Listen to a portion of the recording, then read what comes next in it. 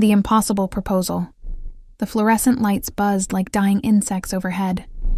Victoria Sterling pressed her palms against the cold metal desk, watching her father's hands tremble as he sorted through foreclosure notices. The office smelled of old coffee and desperation. $3 million, Dad, by the end of the month. Robert Sterling's shoulders collapsed inward. His face had aged a decade in 6 months, lines carved deep around eyes that once sparkled with ambition. I mortgaged everything, Vic. The company, the house. When Cross Industries stole the Riverside project, I thought I could win it back. I was wrong. Victoria's chest tightened. Cross Industries. Nathan Cross. The man who built an empire on the graves of smaller companies like theirs. The office door chimed. A man in a charcoal suit entered, moving with the precision of someone who measured every gesture. Mr. Sterling, Miss Sterling. His voice was smooth, calculated. My name is Lucas Hart. Mr. Cross would like to meet with you. Today. Tell Cross to go to hell, Robert spat. He's offering a solution to your debt. All of it. Victoria's pulse quickened. What's the catch? Lucas smiled thinly. Mr. Cross prefers to discuss terms personally. 20 minutes later, Victoria sat in a limousine that smelled of leather and power. Beside her, Nathan Cross studied her with eyes the color of storm clouds. He was younger than she expected, maybe 32, with sharp features and a presence that filled the space between them. I'll pay your father's debts. $3 million plus a 10-year contract for Sterling Construction. Guaranteed profit margins. Victoria's breath caught. Why? I need a wife. The words hung in the air like smoke. Excuse me? A legal marriage, 1 year. My grandmother controls Cross Industries through a family trust. Unless I marry by my 33rd birthday. She transfers control to my cousins. 6 months from now. Victoria laughed, sharp and bitter. You're insane. I'm practical. Nathan's gaze never wavered. You save your family. I keep my company. 1 year, separate living arrangements, minimal public contact. At the end, we divorce. Sterling Construction never struggles again. This is medieval. This is business. Robert leaned forward, his voice hoarse. You want to buy my daughter? I want to solve both our problems, Mr. Sterling. She's not livestock. She's a solution. As am I for her. Victoria's phone buzzed. A text from the bank. Foreclosure proceedings initiated. 72 hours to vacate premises. Nathan handed her a card. Heavy stock, embossed lettering. Think about it. But your father's creditors won't wait forever. As the limousine door opened, Nathan spoke once more. For what it's worth, I researched you thoroughly. You worked 2 jobs to keep your father's company alive. You didn't run when things got hard. That's the kind of loyalty I need, Victoria. Someone who understands what it means to fight for family. Victoria stepped onto the cracked pavement, clutching the card. Behind her, the limousine pulled away, leaving her standing in the shadow of her father's dying dream. That night, her phone rang. Her father's voice was barely a whisper. The bank called again. 3 days, sweetheart. I'm sorry. I'm so sorry. Victoria stared at Nathan's card, her reflection ghostly in the window glass. 1 year. She could survive anything for 1 year. The next morning, she stood in the lobby of Cross Industries, a glass tower that scraped the sky. Her hands were steady as she approached the reception desk. Tell Nathan Cross that Victoria Sterling has an answer. The elevator ride felt like ascending into another world. When the doors opened, Nathan stood waiting, his expression unreadable. I'll do it, Victoria said, but I have conditions. Nathan's jaw tightened, almost imperceptibly. I'm listening. This stays business. No expectations of anything beyond the contract. I keep my job. I keep my life, and my father never knows the truth. As far as he's concerned, we met and fell in love.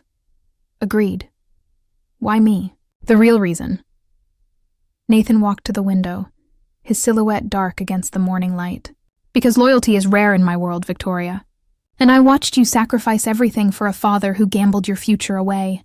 That tells me you're someone who keeps promises, even when they cost you everything. He turned, extending his hand. 3 weeks. That's when we marry. Victoria's heart hammered as she shook his hand. His grip was warm, firm, anchoring. Let's hope we both survive this, Nathan. His smile was faint, almost sad. I have a feeling we'll do more than survive. 3 weeks later, Victoria stood in a bridal suite, staring at a stranger in the mirror. The ivory dress was elegant, expensive, suffocating. Her best friend Emma adjusted the veil, eyes glistening. "You look like a real bride, Vic." "I am a real bride," Victoria whispered. "That's the problem." A knock at the door. Lucas Hart entered, his expression grave. "Miss Sterling, there's something you need to know before you walk down that aisle." Victoria's stomach dropped. "Nathan Cross didn't just steal your father's contract," Lucas said quietly. "He manufactured the circumstances that destroyed Sterling Construction. Every loan rejection, every delayed payment, every lost bid, it was all him. He needed your father desperate enough to agree to this." The room tilted. Victoria gripped the vanity, knuckles white. "He planned this? All of it? From the beginning. I thought you deserved to know." The door opened. Nathan stood in the threshold, still in his suit, not yet in his tux. His eyes locked on Lucas, then Victoria. "Get out, Lucas, now." Lucas left without a word. Nathan stepped inside, closing the door. The air between them crackled. "It's true, isn't it?" Victoria's voice was ice. "You destroyed my family just to force me into this." Nathan's silence was answer enough. Victoria's hand moved before she could think, the slap echoing through the room. Nathan's head turned with the impact, but he didn't move, didn't defend himself. "You're a monster," she breathed. "Yes," Nathan said simply, "but you're still going to marry me. Because if you don't, your father loses everything today. The ceremony starts in 20 minutes, Victoria. You have a choice to make." He walked out, leaving her trembling in the wreckage of her trust. Emma gripped her arm. "Vic, you don't have to do this." But Victoria was already moving toward the door, toward the altar, toward the man who had destroyed her life to make her his wife. "Yes," she whispered. "I do." Secrets behind closed doors. The wedding was elegant and hollow. Victoria spoke her vows through clenched teeth, her hand ice-cold in Nathan's. His grandmother, Eleanor Cross, watched from the front row with eyes sharp as broken glass. When Nathan kissed his bride, Victoria felt nothing but the weight of betrayal pressing against her lips. The reception was a performance. Victoria smiled for photographs, accepted congratulations from strangers, and avoided Nathan's gaze. Every moment felt like drowning in silk and champagne. "You played your part beautifully," Nathan murmured as they danced, his hand resting on her waist. "Don't touch me more than necessary," Victoria hissed. His grip tightened fractionally. "We have an audience, wife. Smile," she smiled. It felt like violence. The penthouse Nathan brought her to was a monument to wealth and isolation.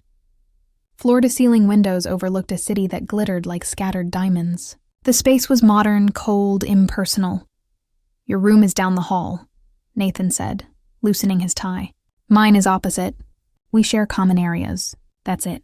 Victoria dropped her bouquet on the marble floor. "How long did you plan it?" "The destruction of my family?" Nathan poured himself whiskey, the amber liquid catching lamplight. 8 months. Why?" "Because I needed someone who wouldn't marry me for money. Someone with something to lose. Someone who would keep the agreement and disappear after." He drank, his throat working. "You were perfect. I hate you." "Good. Hate is honest." Nathan set down his glass. "But hate me after you hear the rest." Victoria's stomach clenched. "There's more. My grandmother didn't just threaten to transfer company control. She threatened to expose something that would destroy Cross Industries and everyone who depends on it. 7,000 employees, Victoria. Their families. Their futures. I had 6 months to marry or watch it all burn." "That doesn't excuse what you did." "No," Nathan agreed quietly. "It doesn't. But it explains it." He walked to the window, his reflection ghostly against the night. "My father built Cross Industries on fraud. Embezzlement, bribery, extortion. When he died, he left me a company poisoned at its roots. I've spent 5 years cleaning it up, making it legitimate. But my grandmother knows every crime he committed. She has evidence. If I don't marry, she releases everything. Not just to ruin me, to ruin everyone." Victoria felt her anger fracture, revealing something more complicated beneath. "So you destroyed my family to save thousands of others?" "I destroyed your father's company to give him a way out of debts that would have crushed him anyway." "The contract I'm giving him is real, Victoria. For 10 years, Sterling Construction will thrive. I didn't save him out of kindness. I saved him because I needed leverage over you. But he will be saved." Victoria sank onto the couch, her wedding dress pooling around her like spilled milk. "You're asking me to understand. I'm asking you to survive the next year. After that, you're free, wealthy, your father's secure. Hate me for the rest of your life if you want. Just play the role until then." Days blurred into weeks. Victoria kept her job at the gallery, finding solace in art and distance. At night, she returned to the penthouse, where Nathan worked in his study until the early hours. They orbited each other like hostile planets, necessary but separate. Then, one night, everything shifted. Victoria found Nathan on the terrace, staring at the city. His shirt was unbuttoned, his face drawn with exhaustion. "Couldn't sleep?" she asked, surprising herself. "Never can." Nathan didn't look at her. Insomnia is an old friend. Victoria leaned against the railing, the night air cool on her skin. "Why did you really choose me, Nathan?" Not the loyalty speech, the truth.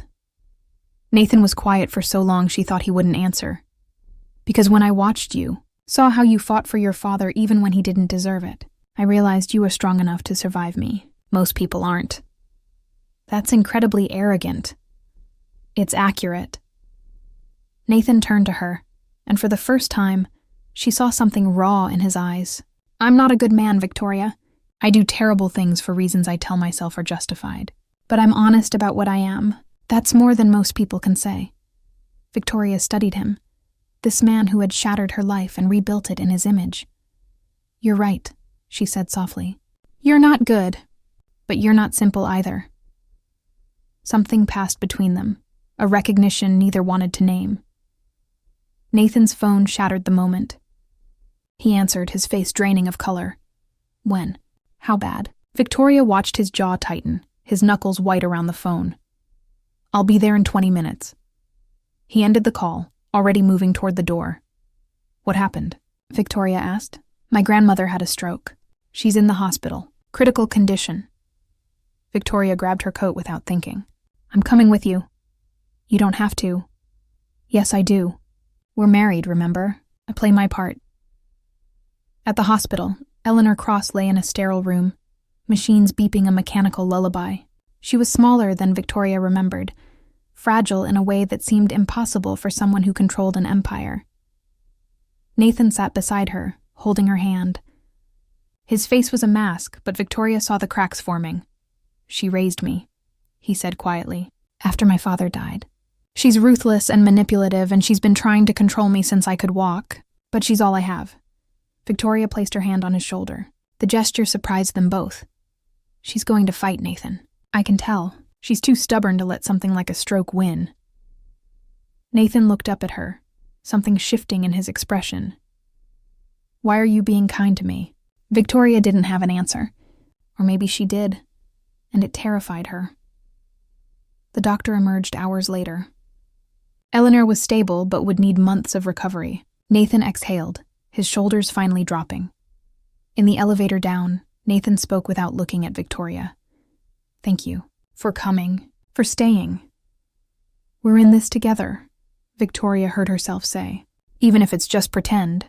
Nathan's hand found hers in the dim light. He didn't squeeze, didn't pull her close. Just held on, like she was the only solid thing in his world. Back at the penthouse, Nathan poured 2 glasses of whiskey. He handed one to Victoria, their fingers brushing. "To surviving," he said. "To surviving," Victoria echoed. They drank in silence, the city sprawling below them like a promise or a threat. Then Nathan spoke, his voice barely above a whisper. "Lucas lied to you. At the wedding." Victoria's blood went cold. "What?" "I didn't destroy your father's company to force you into marriage. I destroyed it because he destroyed mine first, years ago. A deal he made cost my father everything. I've been planning revenge since I was 25. You were just collateral damage I learned to use." Victoria's glass slipped from her hand, shattering on marble. "You're telling me this now? Because you deserve the truth, all of it. Your father isn't innocent, Victoria. He never was." The room spun. Victoria backed away, her wedding ring suddenly feeling like a shackle. "You're lying." "Ask him. Ask Robert Sterling about the Morrison deal." Ask him what he did to Gregory Cross. Nathan's eyes held hers, unflinching. I married you for revenge, Victoria, not convenience, and now you have to decide if you can live with that for the next 11 months. Victoria ran, out of the penthouse, into the night, her heart breaking with every step. Behind her, Nathan stood alone in the wreckage, wondering if honesty had just cost him the only person who'd ever looked at him like he might be worth saving. The devastating betrayal Victoria stood in the rain outside her father's house, water streaming down her face like tears she refused to shed. Through the window she could see Robert Sterling at his desk, finally working again, finally alive. Nathan's contract had resurrected him. She knocked. When her father opened the door, his smile faded at her expression. Vic? What's wrong? Tell me about the Morrison deal. The color drained from his face. How do you know about that? Nathan told me. Tell me the truth, Dad. All of it. Robert's hands trembled as he led her inside. The house smelled of old wood and older secrets. It was 20 years ago, he began, his voice fractured. Gregory Cross and I were partners on a development project. Massive, life-changing. But Gregory wanted to cut corners, bribe inspectors, use substandard materials. I told him no. We fought. What did you do? Robert met her eyes, and Victoria saw the guilt he'd carried for 2 decades. I reported him. Anonymously. The investigation destroyed him. He lost his company, his reputation. He drank himself to death within 2 years. I told myself I did the right thing, that I saved lives by exposing him, but I took the project for myself after he fell. I built Sterling Construction on the ruins of his company. Nathan was only 12 when his father died. I justified it, told myself Gregory deserved what happened, but I profited from his destruction. Victoria felt the ground shift beneath her. Everything she thought she knew was crumbling. Nathan married me for revenge. What? He destroyed our company the same way you destroyed his father's. He made you desperate, so I'd have no choice but to agree to his deal. It was never about his grandmother. It was about making you watch your daughter pay for your sins. Robert collapsed into his chair, 20 years of buried guilt finally surfacing. I'm so sorry, Victoria. I never meant for you to carry this. Victoria stood, her body numb. Neither did I. She returned to the penthouse at dawn. Nathan was on the terrace, still dressed from the night before. He didn't turn when she approached. You were right, Victoria said. My father took everything from yours. He built his empire on your family's grave. Yes. But you still lied about your grandmother, about the trust, about needing a wife to keep the company. Nathan finally looked at her, his eyes hollowed by sleeplessness. That part was true. The marriage requirement, the 6-month deadline, all of it. My grandmother did threaten to transfer control unless I married. I just didn't tell you why she chose that punishment. He pulled out a folder, handed it to Victoria. Inside were photographs, documents, emails. Eleanor Cross knew what your father did to mine. She's been planning this for years. The marriage clause wasn't about family tradition. It was about forcing me to marry a Sterling, to make your father watch his daughter become a Cross. It was her revenge, Victoria. I was just the weapon. Victoria's hands shook as she read the evidence. Eleanor had orchestrated everything, manipulating both families like pieces on a chessboard. So we're both pawns. We were, Nathan corrected. But Eleanor's stroke changed the game. She can't control anything now. We could walk away, divorce. Your father keeps the contract. He's legally bound. You'd be free. Victoria studied Nathan's face, searching for the trap. Why are you telling me this? Because I'm tired of lying. Nathan stepped closer, close enough that she could see the exhaustion etched into his features. Because somewhere in this mess, I started caring whether you hate me, and that terrifies me more than losing my company ever did. The confession hung between them like a held breath. You married me to hurt my father. I married you to settle a debt. But I didn't expect you to be you, Victoria. I didn't expect you to show up at the hospital, to look at me like I might be worth something. I didn't expect to start hating myself for what I've done. Victoria's heart hammered against her ribs. This was madness. He was her enemy, her captor, the man who destroyed her family. But his eyes held hers with desperate honesty, and she saw herself reflected there, equally trapped, equally drowning. "I don't forgive you," she whispered. "I know. I don't trust you. I know that too. But I don't want to walk away." "Not yet," Nathan's breath caught. "Why?" "Because you're right. I am strong enough to survive you, and maybe you need someone who is." She closed the distance between them, her hand finding his. His fingers tightened around hers, anchoring them both. "What are we doing, Victoria?" "I have no idea." For 3 months they existed in a strange liminal space. Not quite enemies, not quite lovers, something undefined and dangerous. Nathan began coming home earlier. Victoria started cooking dinners they'd eat in charged silence. They talked about art, about business, about everything except what was growing between them. Nathan's grandmother remained hospitalized, her recovery slow.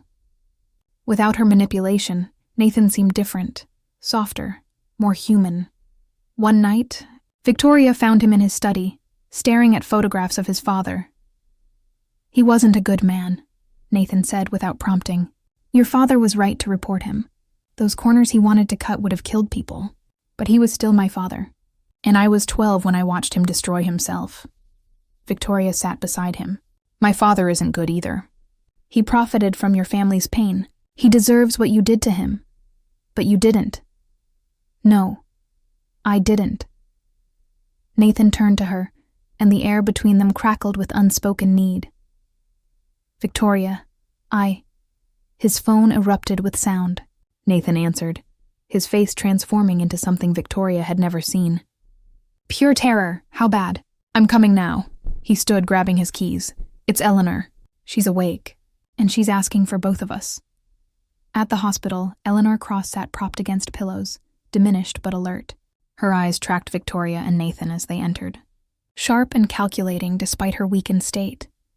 "Grandmother," Nathan began, but Eleanor raised a trembling hand. "I know what you've done, Nathan. Both of you, playing house, falling in love." Victoria's heart stopped. "We're not," she started, but Eleanor's laugh cut her off. "Don't insult me, girl. I've been watching, waiting. I had the stroke. I wasn't unconscious the entire time. I heard what you said, Nathan, about being tired of lying, about caring for her." Nathan's jaw tightened. "What do you want?"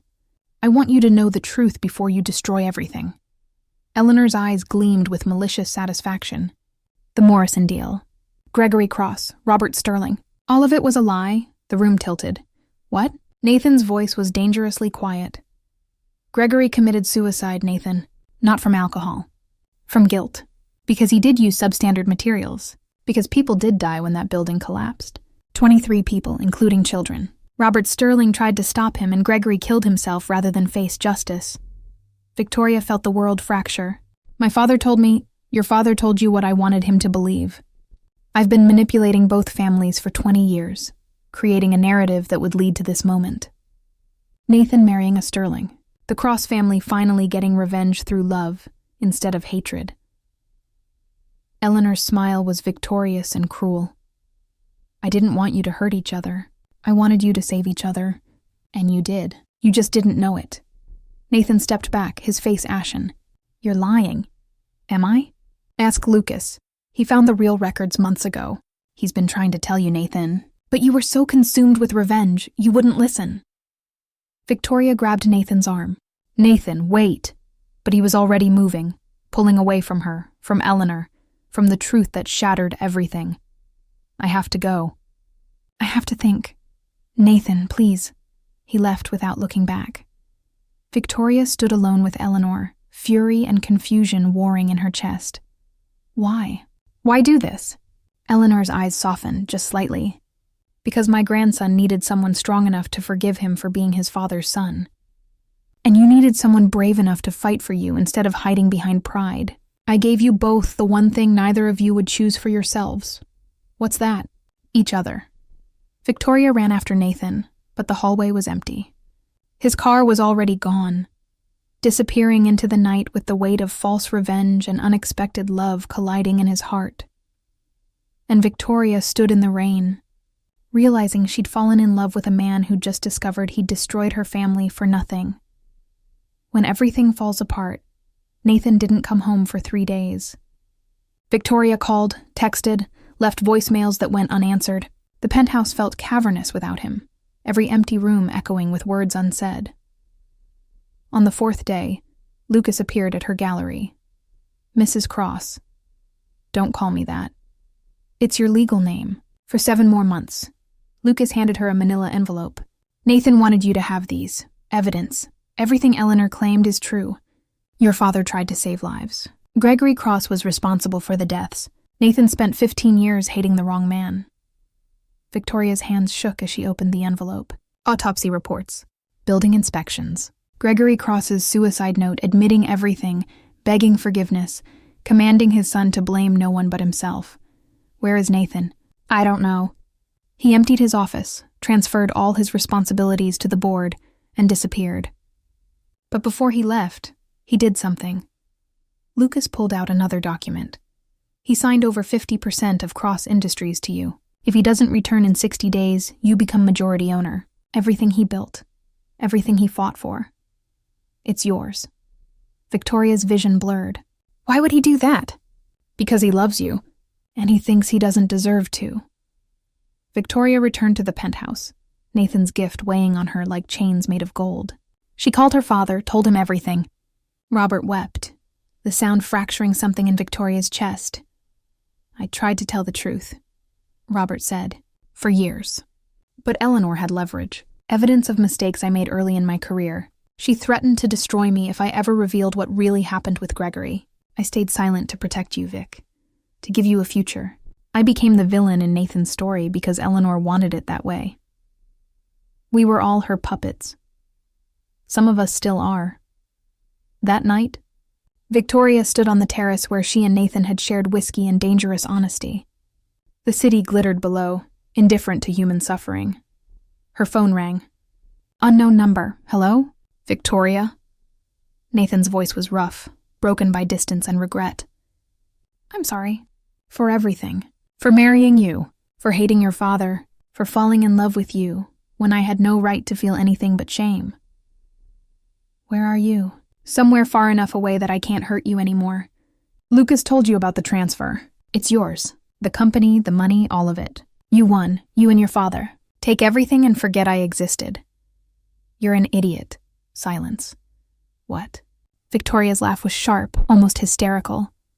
You're brilliant in business, Nathan Cross, but you're an idiot about everything else. You think running away makes you noble? It makes you a coward. I destroyed your family based on a lie. No. You were manipulated by a woman who spent decades orchestrating a tragedy that was never yours to carry. Gregory Cross killed himself because of his own guilt. My father tried to save people. Your grandmother twisted everything to control you both. The only person who hurt my family was Eleanor. Not you. I still chose revenge, Victoria. I still made you marry me. Yes, and I still chose to stay, even after I learned the truth. Even after you gave me every reason to leave. I stayed, Nathan. That has to mean something. She heard his breath catch across the distance. It means you're better than I deserve. Maybe. But I love you anyway. And you can either come home and figure out what that means, or you can keep running and prove Eleanor right. That you're too broken to fight for something real. Victoria, I'm at the penthouse. I'll wait 48 hours. Then I'm signing those papers and taking your company. Not because I want it, but because if you're going to give up on us, I'm going to make sure your sacrifice means something. She ended the call before he could respond. 40 hours passed. Victoria barely slept, barely ate. She worked at the gallery, came home to emptiness, and waited. Then, at hour 47, the penthouse door opened. Nathan stood in the threshold, looking like he'd walked through fire. His clothes were rumpled, his face shadowed with stubble, his eyes red-rimmed and raw.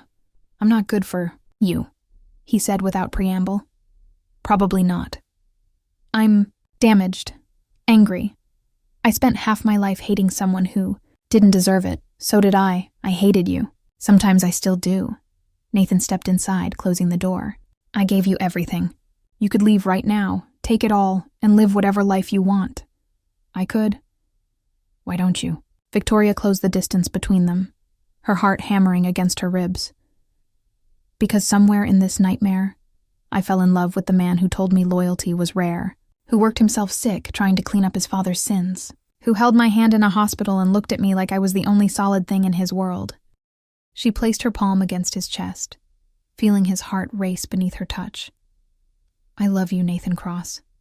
Not because you're good, not because you're right, but because you're honest about what you are, and I'm tired of pretending I can walk away. Nathan's control shattered. He pulled her against him, his arms wrapping around her like he was drowning and she was air, his face buried in her hair, his body shaking with something between relief and grief. I'm so sorry, he breathed. For everything. For all of it. I know. I don't deserve you. No, Victoria agreed, pulling back to look at him. You don't, but I'm choosing you anyway.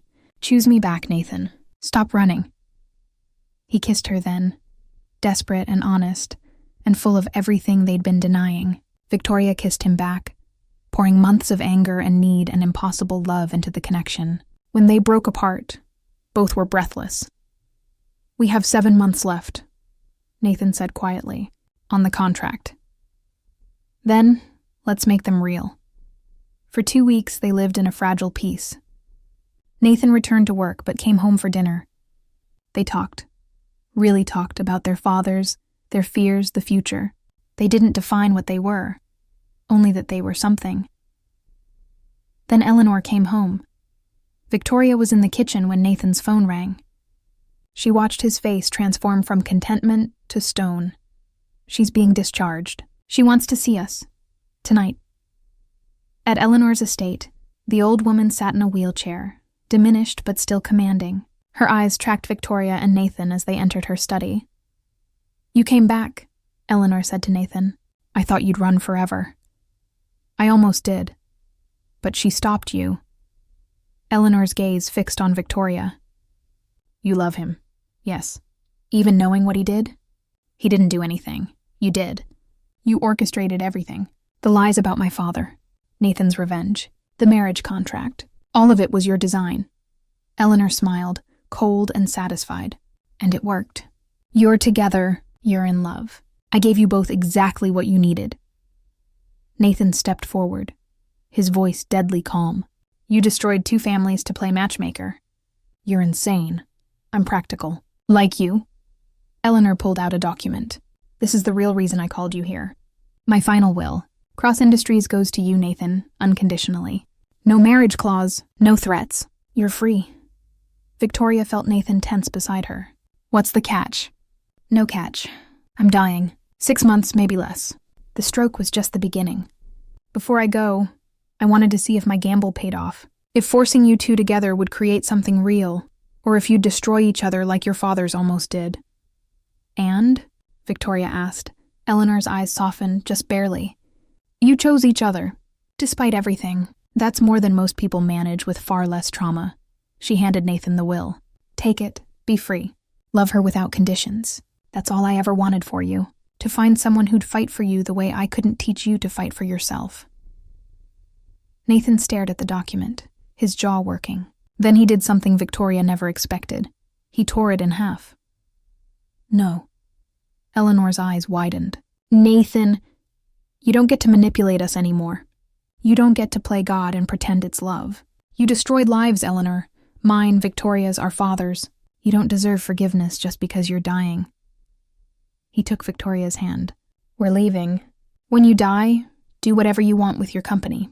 I don't want it. Not anymore. They were at the door when Eleanor spoke, her voice fracturing. I was trying to save you from becoming like Gregory, like me. I thought if you had someone to love, someone worth being better for, you'd break the cycle. Nathan turned, his eyes bright with unshed tears. You could have just told me the truth. About Gregory, about Robert Sterling. You could have trusted me to choose right. Instead, you made me into exactly what you feared. Someone who hurts people to get what he wants. I know, Eleanor whispered. I'm sorry. So am I. They left her there, alone with her regrets. In the car, Victoria held Nathan's hand, feeling him tremble. You gave up everything. No, I gave up things. There's a difference. What will you do? Nathan met her eyes, and for the first time since she'd met him, he looked free. I'll start over. Build something new. Something that's actually mine. Not inherited guilt pretending to be ambition. If you'll help me, I'm your wife. For 7 more months anyway. What if you stayed longer? Victoria's heart stuttered. Nathan, I'm not asking you to decide now. I'm just saying, when the contract ends, I'd like to ask you to marry me. For real this time. No manipulation. No revenge. Just us, choosing each other. Before Victoria could answer, Nathan's phone exploded with calls. He answered, his face draining of color. What? When? I'm coming now. He looked at Victoria, stricken. It's your father. He's in the hospital. Heart attack. It's bad, Vic, really bad. The world tilted. Victoria ran for the car, Nathan racing beside her. At the hospital, Robert Sterling lay surrounded by machines. The doctor's face told Victoria everything before he spoke. I'm sorry. The damage is extensive. We're doing everything we can. Victoria sat beside her father, holding his hand. Nathan stood behind her, his hand on her shoulder. Robert's eyes fluttered open. Vic? I'm here, Dad. I'm sorry. For everything. For the lies. For letting Eleanor control our lives. Dad, don't... Nathan. Robert's gaze found him. Take care of her. She deserves better than both of us gave her. I will. I promise. Robert smiled, tired and at peace. Then I did something right. His hand went slack in Victoria's. The machines screamed their flatline chorus. And Victoria felt the last thread connecting her to her old life snap. She didn't cry. Not yet. She just sat there, feeling Nathan's arms wrap around her, holding her together as everything fell apart. Outside, dawn broke over the city, beautiful and indifferent. And Victoria realized that sometimes love isn't enough to save everyone. Sometimes it only saves the ones brave enough to fight for it, the choice that changes everything. Robert Sterling's funeral was small. Victoria stood in black, Nathan beside her, their hands intertwined against the autumn wind. Emma stood nearby, her presence a quiet comfort. The priest spoke words about peace and forgiveness, but Victoria barely heard them. Her father was gone. The man she'd sacrificed everything to save had slipped away before she could tell him it was worth it, before she could say she understood why he'd lied, before she could say goodbye properly. After the service, Victoria stood alone at the grave while others dispersed. Nathan gave her space, understanding without words. I'm angry at you, Victoria whispered to the fresh earth, for lying, for carrying Eleanor's secrets, for dying before we could fix this. She pressed her palm to the cold headstone. But I forgive you, Dad. I hope that counts for something. Nathan appeared beside her, silent and solid. He loved you, Nathan said quietly. Everything he did, every choice, it was to protect you. Even the wrong ones, I know. They stood together as the sun set, painting the sky in shades of grief and gold. The reading of Robert's will happened 2 weeks later. Victoria sat in a lawyer's office, Nathan beside her despite her insistence he didn't need to come. Robert Sterling left everything to his daughter Victoria, the lawyer began. Sterling Construction, his savings, and one additional item. He handed Victoria an envelope. Her name written in her father's familiar scrawl. Inside was a letter. Victoria, if you're reading this, I'm gone. I'm sorry I couldn't be braver while I was alive. Sorry I let Eleanor cross-control me with threats and fear. Sorry I let you marry Nathan without telling you the truth, but I'm not sorry you married him. I watched you two together at the hospital before my heart gave out. I saw how he looked at you, how you held his hand like it was the only thing keeping you anchored. That's love, sweetheart. Real love. The kind your mother and I had before I got greedy and ambitious and lost sight of what mattered. Nathan Cross is a good man who was taught to be hard. You're a strong woman who learned to be soft. Together you balance. Don't let my mistakes or his grandmother's manipulation poison what you've built. Sterling Construction is yours. Do with it what you want. Sell it, run it, burn it down if it helps. But whatever you do, don't let it define you the way I let it define me. Love him, Victoria. Choose him. Choose happiness over pride. Choose forgiveness over revenge. Choose the life I was too afraid to live. I love you. I'm proud of you, and I'm sorry I wasn't better. Dad Victoria's hands shook. Tears finally came, breaking through the numbness that had protected her since the hospital. Nathan pulled her close, letting her cry into his shoulder while the lawyer politely looked away. He knew. Victoria breathed between sobs. He saw us together. He understood. He gave you permission to be happy, Nathan said softly. Take it, Victoria. We both deserve it. 3 months passed.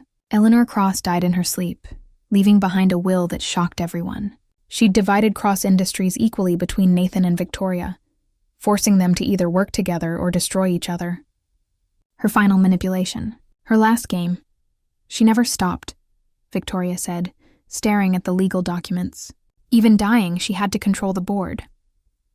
We don't have to accept it, Nathan said. We could sell our shares, walk away from everything. Victoria looked at him. This man who'd been her enemy, her husband, her salvation. They stood in the penthouse that had become their home, surrounded by months of shared meals and late-night conversations and slow-building trust. Or we could stay, Victoria said slowly. Run it together. Build something that honors the good parts of our fathers and buries the rest. Sterling Cross Industries, a merger. A new beginning. Nathan's eyes searched hers. You'd want that. To tie yourself to me permanently? To my family's legacy? I'm already tied to you. Contract or not. Your grandmother saw it before we did. We're better together than apart. Stronger. Maybe it's time we stopped fighting what we are. And what are we? Victoria stepped closer, her hand finding his chest, feeling his heart race beneath her palm. We're two people who survived their family's mistakes, who chose each other despite every reason not to, who fell in love in the wreckage and built something real from the ruins. Nathan's arms wrapped around her waist. The contract ends in 2 weeks. I know. I have a proposal. A new one. No manipulation, no debt, no revenge. He pulled a small box from his pocket. Inside was a ring, simple and beautiful, nothing like the expensive band she'd been given at their first wedding. Marry me, Victoria. For real this time. Not because you have to, not to save anyone, just because you want to, because we both deserve a choice that's actually ours. Victoria's vision blurred with tears. She'd spent a year trapped in a marriage built on lies. But somewhere in that year, the trap had become a sanctuary. The lie had become truth. Yes, she whispered. Yes, I'll marry you. Again. For real. Nathan kissed her, soft and reverent, like she was something precious he'd been trusted to protect. When they broke apart, both were smiling through tears. What happens now? Victoria asked. Now we make it legal. Throw a wedding that's actually about us. Invite people we care about. Say vows we mean. Start over, together. And the companies? We merge them. Your father's integrity with my grandmother's ambition. Create something neither of our families could build alone. Make it mean something beyond profit, beyond revenge.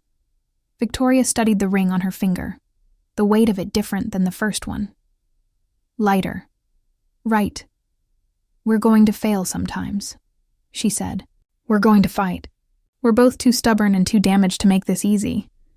Probably, Nathan agreed. But we'll fail together. And that's better than succeeding alone. 6 months later, Victoria stood in a small chapel, wearing a dress she'd chosen herself. Emma stood as her maid of honor. Lucas was Nathan's best man. The guest list was tiny, people who actually mattered, not business contacts or social obligations. Nathan waited at the altar, his eyes bright with emotion as Victoria walked toward him. We're doing this again, she whispered as she reached him. 3rd time's the charm, Nathan murmured back, though technically this is only the 2nd. The first one didn't count. Yes, it did. It brought us here. The priest smiled at them. Shall we begin? This time, when Nathan spoke his vows, his voice didn't waver. Victoria, you saved me from becoming the man my father was. You taught me that strength isn't about control. It's about choosing to stay when leaving would be easier. You took everything I did wrong and forgave me anyway. I promise to spend the rest of my life earning that forgiveness. To choose you every day, even when it's hard. To build a life with you that's ours. Not our father's. Not our grandmother's. Ours. Victoria's turn came. She held Nathan's hands, feeling their warmth. Nathan, you were my worst nightmare and my greatest gift. You destroyed my life and rebuilt it into something better. You taught me that love isn't about perfection. It's about showing up even when you're broken. I promise to fight for you. To fight with you, to never let pride win over honesty, to build something real from everything we survived, to choose you every single day for the rest of our lives. They kissed as husband and wife, for real this time. The small crowd cheered. Emma cried happy tears. Lucas actually smiled. And for the first time since they'd met, Victoria and Nathan felt free. Later at the reception, Victoria found Nathan on the terrace of their venue, staring at the city that had witnessed their entire story. "Thinking about her?" Victoria asked, knowing he meant Eleanor, "And my father. And yours, wondering if they'd approve of what we became." Victoria leaned against him, his arm automatically wrapping around her. "I think they'd be surprised, maybe disappointed that we didn't destroy each other, maybe proud that we didn't. Does it matter?" "No," Nathan said, kissing the top of her head. "It doesn't. We're not them, we're us. And that's enough."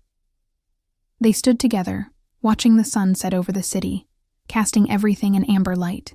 Behind them, their friends celebrated. Ahead of them stretched an uncertain future. But they faced it together, two people who'd been forged in fire and emerged as something stronger than either had been alone.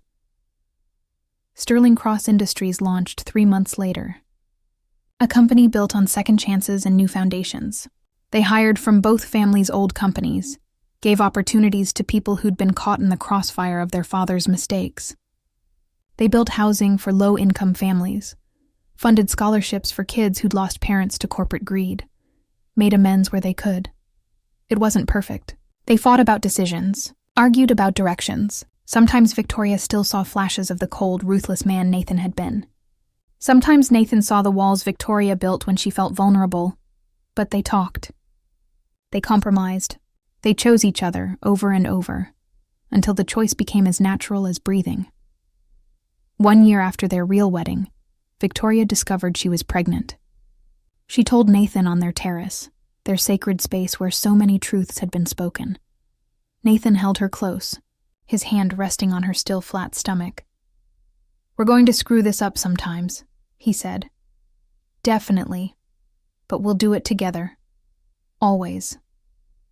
They stood in the fading light, two people who'd survived manipulation and revenge and loss, who'd been forced together by circumstances and chose to stay by love, who'd taken their families' broken legacies and built something whole. The city sprawled below them, millions of lives intersecting in ways they'd never understand. Somewhere out there, other people were making impossible choices, surviving impossible circumstances, learning that sometimes the worst things lead to the best endings. Victoria looked at Nathan, her husband, her partner, her choice. "We're going to be okay," she said. "We're going to be better than okay," Nathan corrected. "We're going to be happy, finally." And they were, not perfectly. Not without scars, but honestly. Really, together, too. People who'd been broken by their families, sins and healed by their own courage to love despite everything. Two people who proved that. Sometimes the most impossible deals lead to the most extraordinary lives. Two people who chose each other and kept choosing every single day. The end.